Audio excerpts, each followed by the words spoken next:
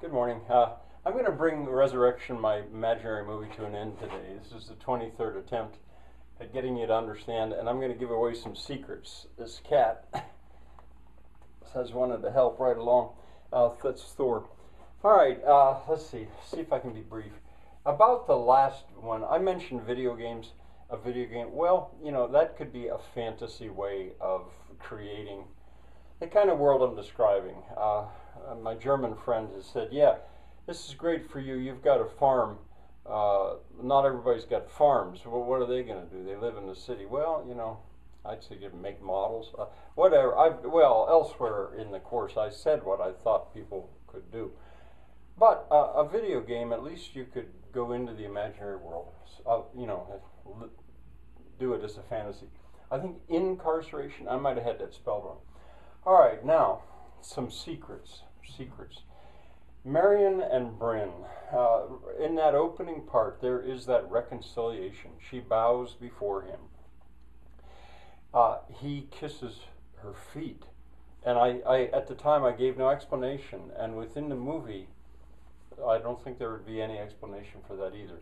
Well, this is father and daughter. Marion is the father of Bryn. And what that is a reconciliation. You see, Marion is based on Ilmarinen, the name. These are things that would not appear in the movie because the movie is wordless. But he's based on Ilmarinen from the Finnish epic, the Kalevala. Elmer Marion Finn. Elmer Marion the Finn. That's his whole name.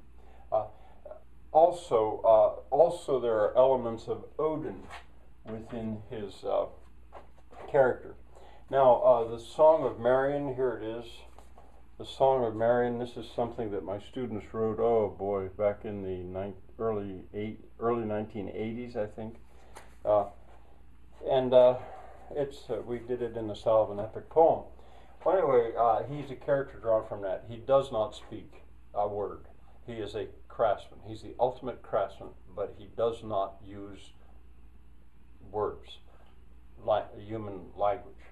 And he's very basic to the whole film, because the film, you could say, is from his viewpoint. There are no words.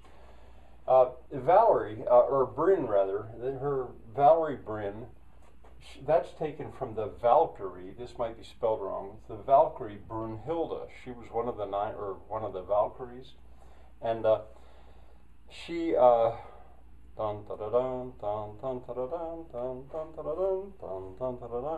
that theme from Wagner, where the Valkyries just swoop down. She's Brunhilde. That's why I've said she has to have this blonde hair. She has to look Nordic. She's not available to Festus because she already has David. That's her Siegfried, which has been written into the Song of Marion's Daughter, which I can't hold up to you because it's a fragment. In my teaching career, when I went down to teaching 8th graders, 7th and then 8th graders, it was just too unwieldy to try to come up with an epic poem. But back in the freedom of the 1980s that I had briefly, I could do that. Anyway, they are characters that already exist in Dutch corner, in a sort of a mythical Dutch corner. See, in the ring cycle, Odin takes Brunhilde's immortality away because she disobeys him with Siegfried. This is all stuff which, if you don't know about it, boy, start looking into it. It's a world. Festus is based on Hephaestus or Hephaestus, the craftsman, the armorer of the gods, the Greek name. Fire is associated with him. Vulcan. Batch is the name comes from Bacchus, the god of drink and carousing and carrying on from Greek mythology. Maybe this is Roman. Dionysus, I think, is his name in Greek. Anyway, he's the god of wind. Anna which I moved around trying to figure out what her name should be. I finally settled on Anna, I should say Anna. That is from Inanna. This is a Sumerian goddess way, way back now. One of the oldest goddesses known to human knowledge. And she's associated with water. Astrid, which I said I love these names. But anyway, maybe it should be better to be called Robin because she has a son, Robin's son. Anyway, that character comes from Erda, or Urd, Mother Earth. I'm inviting you to go into, say, Wikipedia or something and look this stuff up. There's a world here.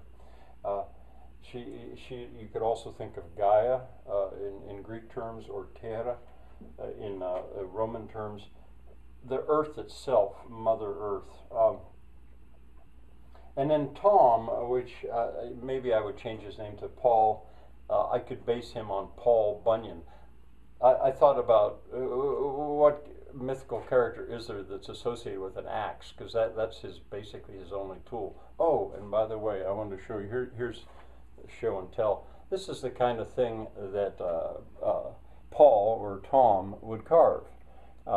I don't know where I got this. I don't even really know what it is, but it looks like it would do for a chess piece for me, the king. Anyway, I thought I would show you. There are other things I could show and tell, but I won't. I've got to end this sometime. Now, one other thing I'll say about that. I'm going to go back through the playlist, and I'm going to give links. That's going to be a lot of work, but I did a lot of referring to this and that and this and that, which I already have film footage of, and I'm going to give more links so you could actually quickly go and if somebody wanted to see. All right, now back to this.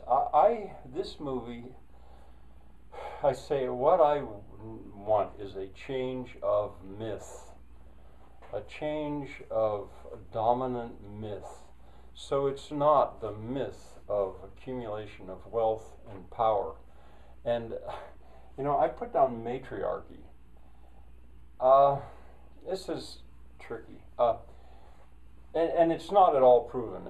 But there is some thought that there was a time in human past, before patriarchy, when I don't want to say women ruled, but it was a different way of thinking. You know, it kind of goes with Mother Earth. You don't say Father Earth, you say Mother Earth. And, you know, this is real a fuzzy business. And I don't mean to say it's real knowledge or accepted or anything like that. But that's the extent of a myth change that I'm looking for. And that's why I actually have this go back and change that whole thing. So here you've got Odin kissing the feet of his daughter, whom he disavowed.